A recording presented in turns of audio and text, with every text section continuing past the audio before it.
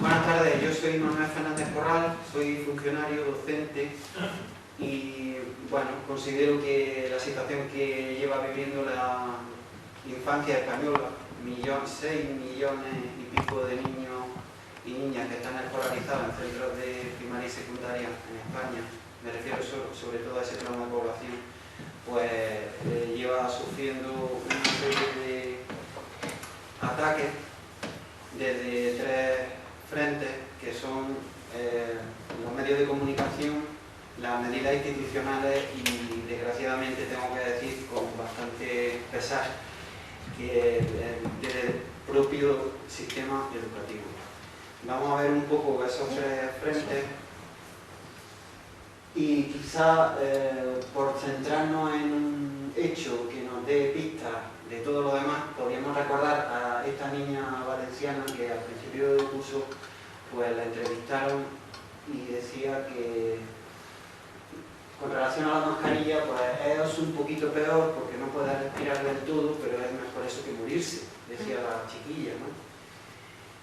Y esto, por ejemplo, que salió en El País, en la publicación en internet, etiquetado como humor, esa fue la etiqueta periodística que se le dio, y en las redes sociales pues hubo una avalancha de tweets elogiando la sensatez de esta alumna.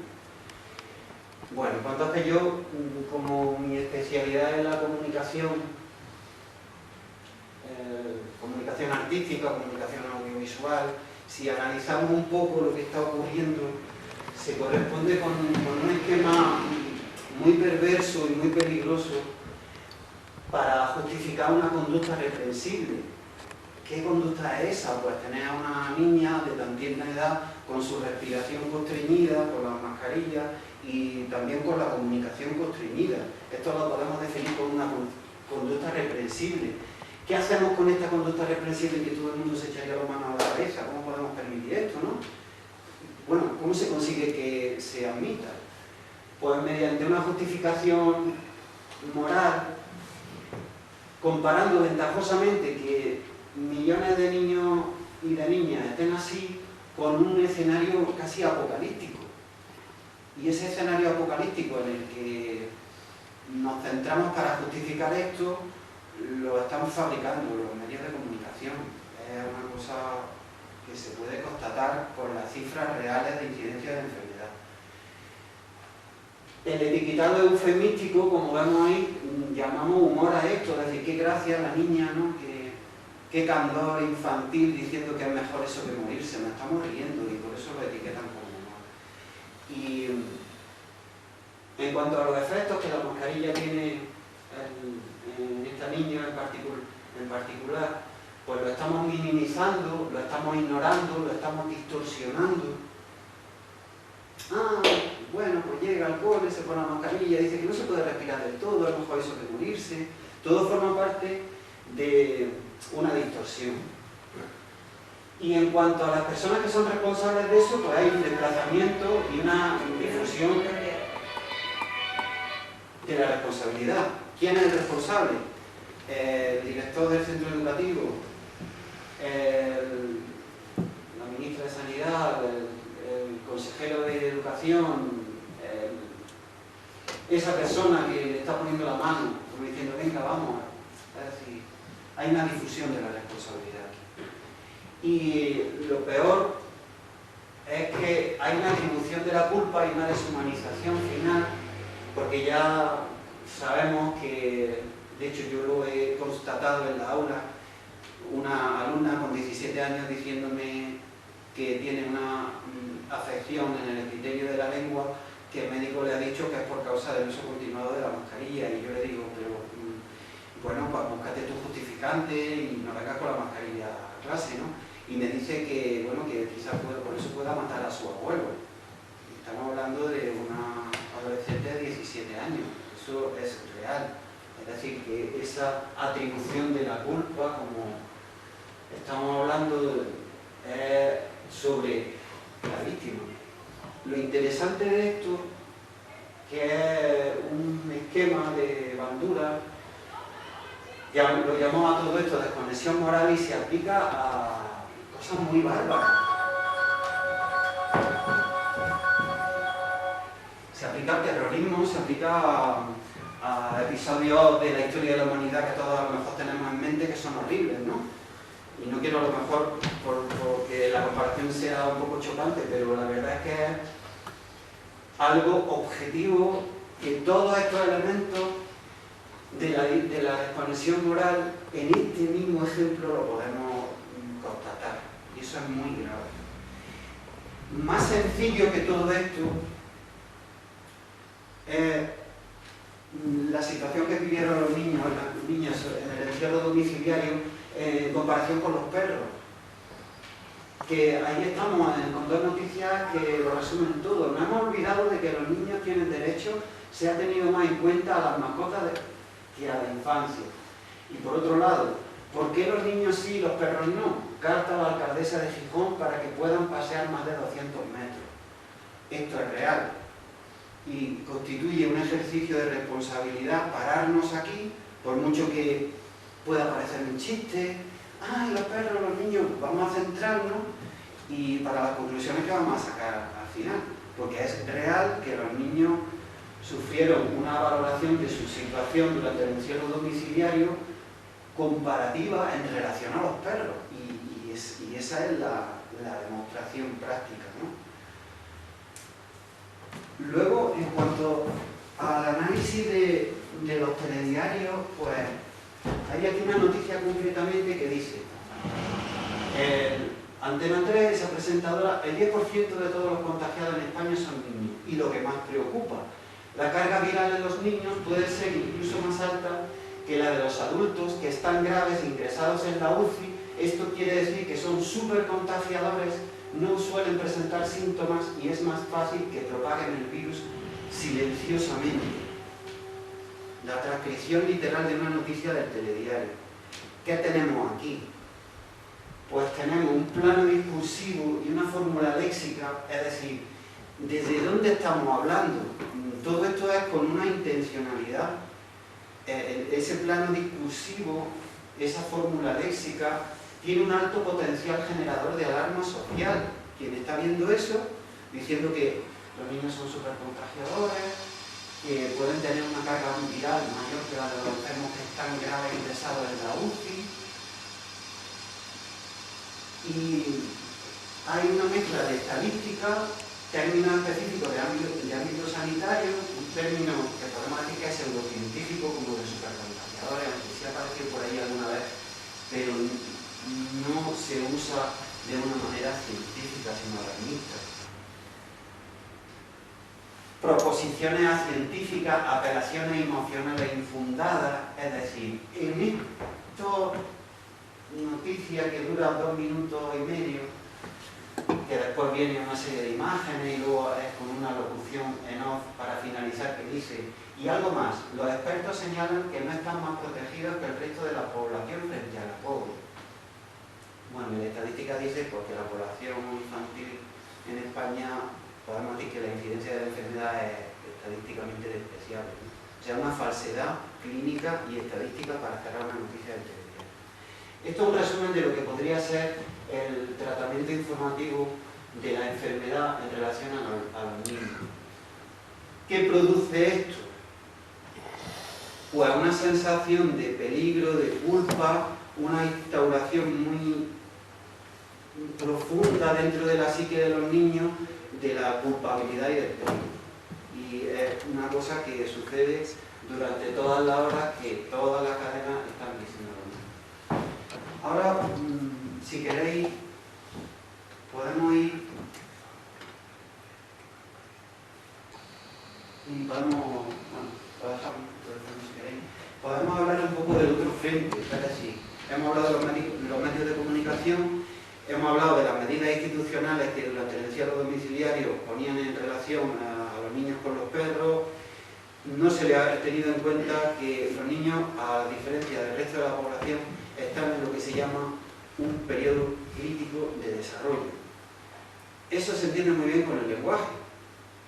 Los niños que han estado por ahí perdidos, estos experimentos que se han hecho, ¿no? Que han estado por ahí en el bosque o la criado un lobo y cosas muy curiosas cosas que han pasado, los niños tienen un periodo crítico en el desarrollo del lenguaje. Y durante ese periodo crítico pues pueden ser bilingües o trilingües, ¿no? Y luego nos tenemos que tirar años estudiando inglés para conseguir lo que un niño de forma natural en su periodo crítico de adquisición del lenguaje consigue. Pues tenemos que pensar que igual que en el lenguaje hay periodos críticos para todo, para la formación de la persona, y eso dura hasta el final de la adolescencia. No es los primeros años de vida solamente.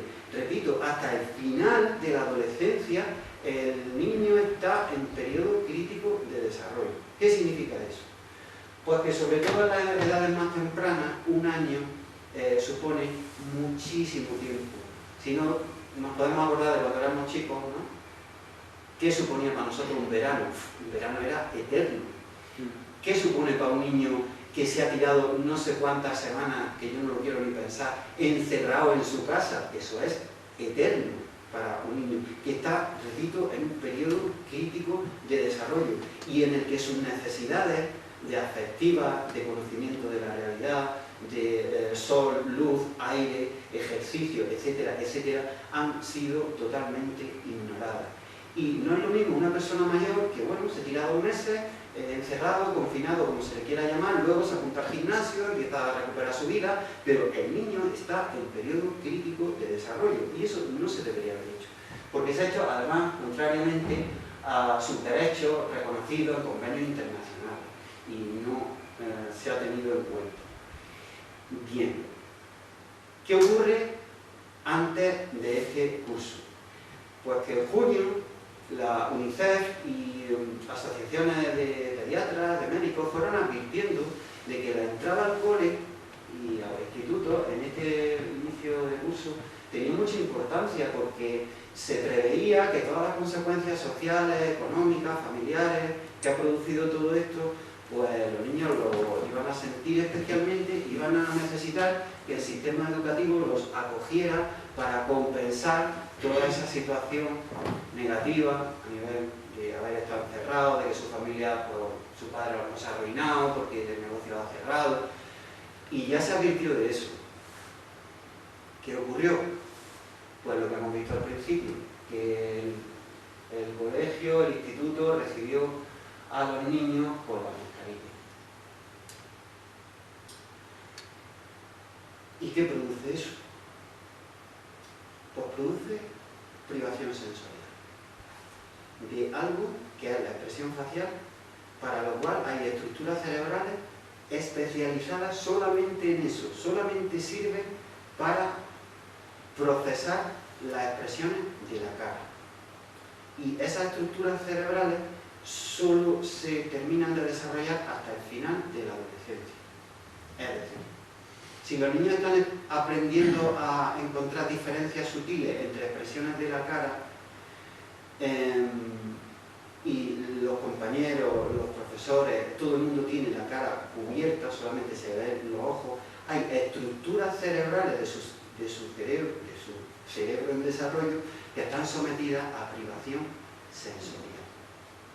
Eso es un daño muy profundo. Y repito, al estar en un periodo crítico de desarrollo, los niños de corta edad han aprendido a que el percepto esencial del rostro humano, que es algo que cuando abres los ojos ves una cara y dices, es una persona, antes de conocer incluso quién es, en milisegundos.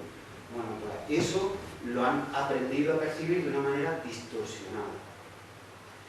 Como en el colegio, en el instituto, no tienen la percepción del rostro de sus profesores, de sus compañeros, ¿qué pasa? Porque están en un proceso también de conformación de la identidad personal. Y ese proceso necesita de lo otro. Si yo no tengo rostro con el que confrontarme, no puedo realizar esa culminación de la formación de mi identidad. Esto lo entendemos muy bien con los niños pequeñitos, con los bebés. ¿Qué es lo primero que hace un bebé? Mira a la madre, la primera sonrisa es la primera comunicación interpersonal. La primera sonrisa. ¿Qué es una sonrisa? Es una expresión facial. ¿Cómo continúa desarrollándose en su identidad? Pues aprendiendo a distinguir distintas expresiones faciales, las básicas, que no tiene que aprenderlas, bueno, no tiene que aprenderlas a expresar, porque el llanto, el miedo, el asco, todo eso es genéticamente, no hay que aprenderlo, pero todo lo demás sí. Hay como 15 expresiones faciales sutiles, que todo eso hay que percibir rostros para completar el desarrollo, repito, de estructuras cerebrales. Eso es muy, muy grave. ¿Qué ocurre también? Algo en lo que yo por lo menos hasta ahora creo que nadie ha comentado. Pensamos una cosa, ¿a qué se viene un colegio o un instituto? Es decir, un niño va al médico y lo va a atender un médico para curarle una herida, para hacerle lo que sea. No se va a cualquier otro profesional de la atención, un psicólogo, de hablar con el psicólogo, pero en la educación se viene a comunicar. Comunicar bilateralmente o comunicar a nivel múltiple. Si estamos en un entorno que es el entorno educativo, donde se supone que hay que comunicar, estamos aquí para eso, y tengo cubierta mi expresión, que aparte de distorsionar mi identidad, me impide comunicar y establecer cauces afectivos en la comunicación. Estamos en una situación inhumana y degradante. No es solo porque los niños no puedan respirar bien, es que los estamos poniendo en un sitio donde tienen que aprender, escuchar, expresarse, y lo hacen con el rostro cubierto. A nivel simbólico eso es muy importante. Es como si a un cirujano lo ponen en el quirófano y le dicen, vale, tienes que operar, pero te vamos a quitar la mitad del instrumental. Y ya si eso te apañas con lo que tienes. Es exactamente igual. Nos quitan las herramientas para hacer nuestro trabajo, que no es otro que la comunicación. Si yo no puedo comunicar y me obligan a tener el rostro tapado, la situación educativa se convierte en inhumana y degradante. Y eso es algo en lo que muy poca gente ha pensado. Pensad, por ejemplo, en lo que significan los idiomas, el inglés, el francés, que tienen una parte oral, que necesitamos ver el movimiento de la boca para interpretar conjuntamente ese movimiento de la boca con el sonido que estamos escuchando y con la expresión de quien nos está hablando, para tener lo que se llama una percepción audiovisual. Es audiovisual la percepción, no solamente auditiva, no solamente que yo así esté hablando y esté entendiendo lo que digo. Necesitáis ver la expresión de mi rostro, ¿vale? ¿Qué os puedo decir más? 6 horas con la mascarilla puesta tienen una serie de implicaciones a nivel fisiológico. ¿Qué ocurre cuando una niña se desvanece a 6ª hora? Y hay que sacarla, darle agua, llevarla a que le dé el aire, quitarle la mascarilla un poco, porque hay que tener la mascarilla puesta. ¿Qué ocurre con eso? Pues se distorsionan las consecuencias, se minimizan, es decir, se le quita importancia.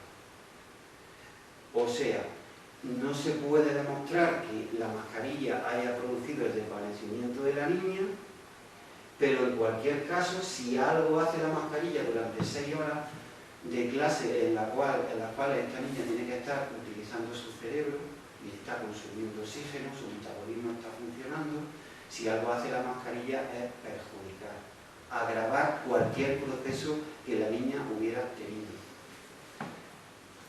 ¿Y qué está ocurriendo? Pues que un hábito de trabajo normal en un colegio, en un instituto, que es que el profesor de guardia pues recibe de repente a un niño que se ha puesto malo y hay que llamar a sus padres para que vengan a por él, ¿no? Eso es un hábito de un profesor de guardia.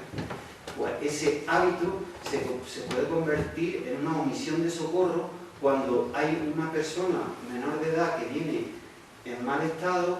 Es necesario llamar a la familia y esa persona viene a ti como profesor de guardia con la mascarilla puesta. Con la mascarilla puesta. Estamos hablando de omisión de socorro. ¿Y qué produce esto? Pues la presión a la que los funcionarios estamos sometidos para cumplir los llamados protocolos COVID. Lo que está ocurriendo es que la jerarquía normativa, que ahí en el vértice están los derechos inalienables de la persona y un poquito por debajo están los derechos constitucionales, los derechos humanos, eso debería estar en el vértice y de ahí para abajo debe de emanar todo. Lo que está ocurriendo en la práctica, por los reportes de muchas madres en grupos de comunicación, en redes, por la experiencia real de los funcionarios y los testimonios de los funcionarios en el desarrollo de su trabajo, lo que ocurre es que los protocolos COVID se están colocando en el vértice de la pirámide, de la jerarquía normativa. ¿Qué quiere decir eso? Primero, que la mascarilla esté puesta, y ya si eso después todo lo demás. Eso es muy grave. Quería hablaros también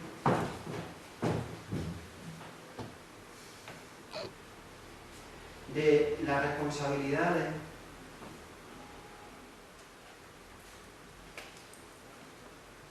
que pudieran surgir en los ámbitos civil y penal con este tema al que me he referido.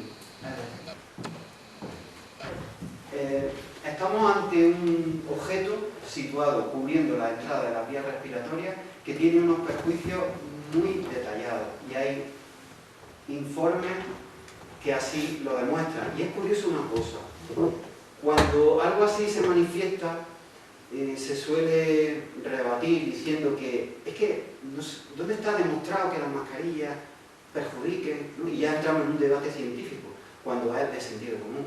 Evidentemente, esto es algo que influye en la respiración, porque hay un parámetro de las mascarillas que es la respirabilidad, que mide la dificultad para que el aire inhalado o exhalado pase a su través. Eso está en una orden del Ministerio de Sanidad.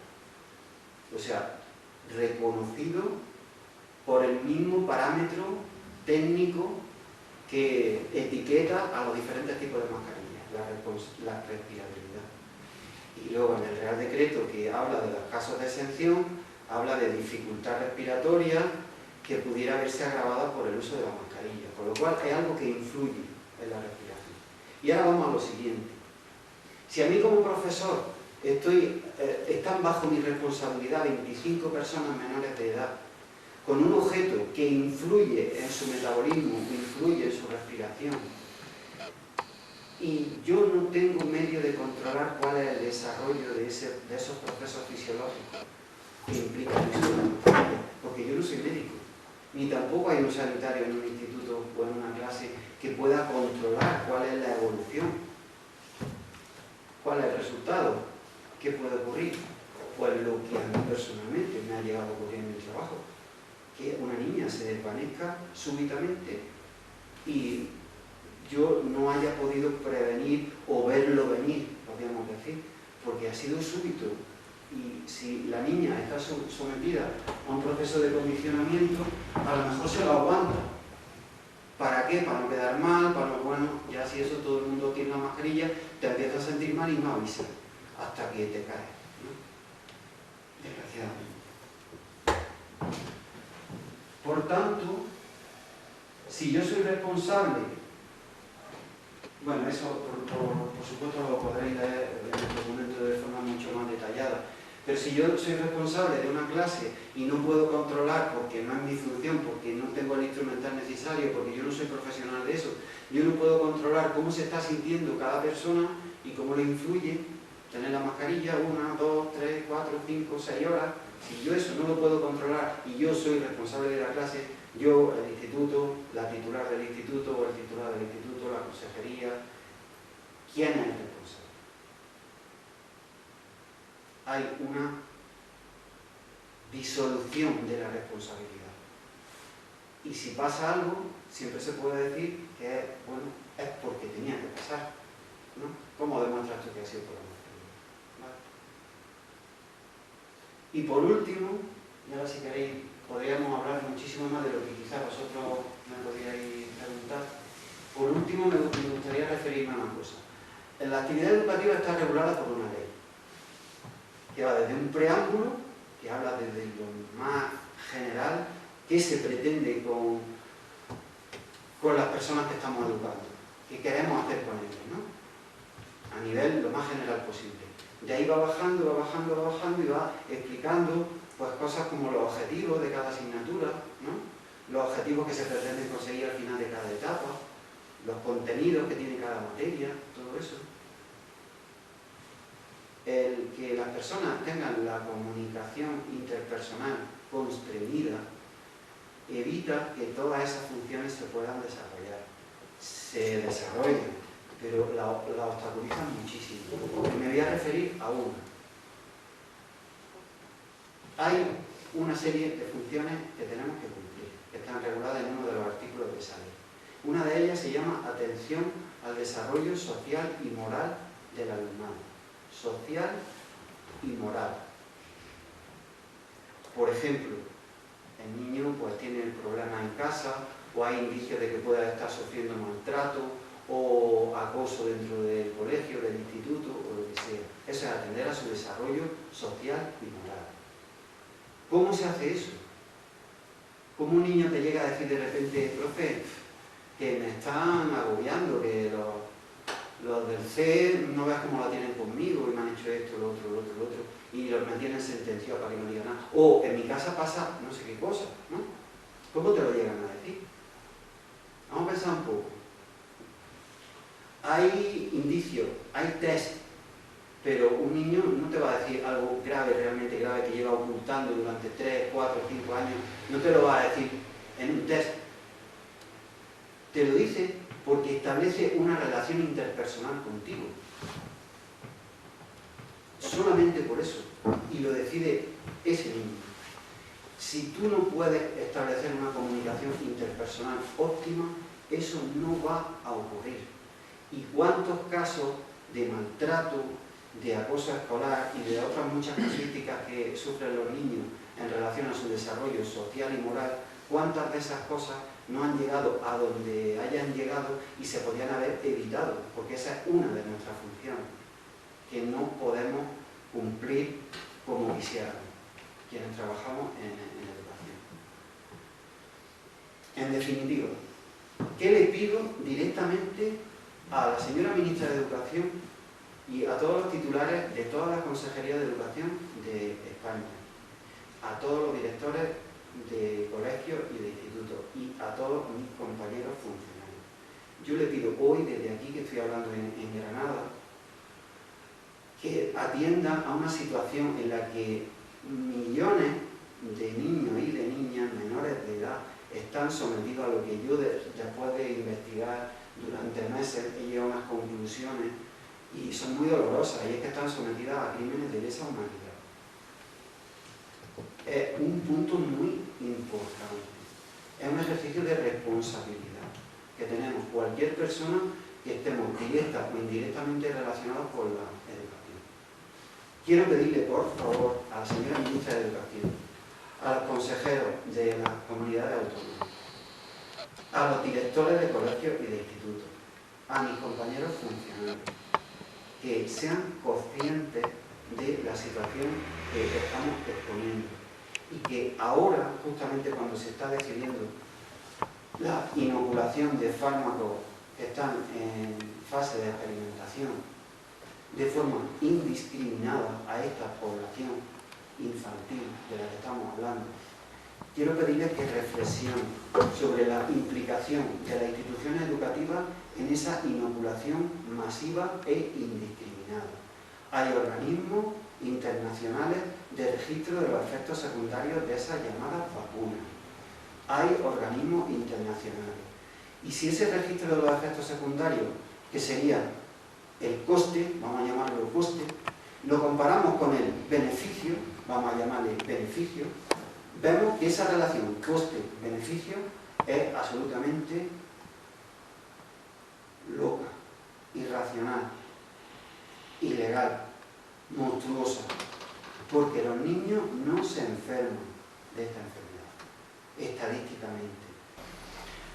Bueno, pues yo para finalizar me gustaría hacer una apelación desde la responsabilidad a la ministra de Educación, a los consejeros de las comunidades autónomas, a mis compañeros funcionarios, a los directores de colegios e institutos, para que tengan en cuenta todo lo que se ha expuesto, que consideren que es un grupo humano formado por millones de menores de edad que, como hemos estado viendo, han sufrido una presión desde tres frentes: el frente de los medios de comunicación, el frente institucional, dentro de las medidas que se han tomado en relación a esta crisis sanitaria, han sido especialmente perjudicados, y por último, lo más doloroso, desde el propio sistema educativo, que es donde tenían que haberse hecho una serie de compensaciones.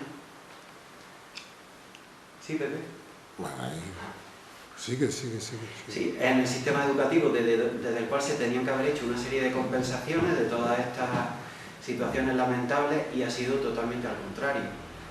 Quiero apelar también a la responsabilidad en cuanto a la calidad de la educación, es decir, todas nuestras funciones, toda la ley educativa, los objetivos, los contenidos de las materias, las finalidades de cada etapa educativa están seriamente afectadas, y podríamos considerar que la administración está en un estado de falla generalizada en su funcionamiento. Todo depende de la calidad de la comunicación interpersonal. Quiero también referirme expresamente a esta situación en la que se está planteando la inoculación de fármacos que están en fase de experimentación a millones de niños, y que esa inoculación pudiera requerir de la colaboración en ese proceso de las instituciones educativas. Quiero referirme a la relación coste-beneficio.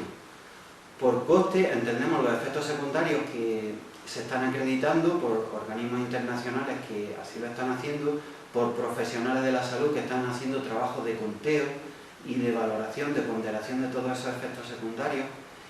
Ese es el coste que es real, que se está produciendo, y vamos a ver el beneficio, porque se supone que si inoculamos un fármaco de forma indiscriminada es porque buscamos un beneficio.